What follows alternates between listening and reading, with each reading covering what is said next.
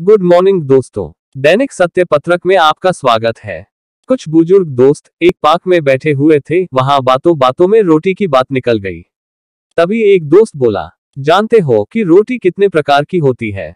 किसी ने मोटी, पतली, तो किसी ने कुछ और ही प्रकार की रोटी के बारे में बतलाया। तब एक दोस्त ने कहा कि नहीं दोस्त, भावना और कर्म के आधार से रोटी 4 प्रकार की होती है। पहली, सबसे स्वादिष्ट रोटी, माँ की ममता और वात्सल्य से भरी हुई, जिससे पेट तो भर जाता है पर मन कभी नहीं भरता। एक दोस्त ने कहा, 16 आने सच, पर शादी के बाद माँ की रोटी कम ही मिलती है। उन्होंने आगे कहा, हाँ वही तो बात है। दूसरी रोटी पत्नी की होती है, जिसमें अपनापन और समर्पण भाव होता है, जिससे पेट और मन दोनों भर जाते हैं। क्या बात कही है यार, ऐसा तो हमने कभी सोचा ही नहीं। फिर तीसरी रोटी किसकी होती है? एक दोस्त ने सवाल किया।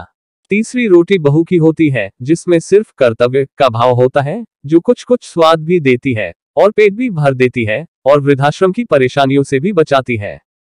थोड़ी देर के लिए वहां चुप्पी छा गई। लेकिन ये चौथी रोटी कौन सी होती है? मौन तोड़ते हुए एक दोस्त ने पूछा।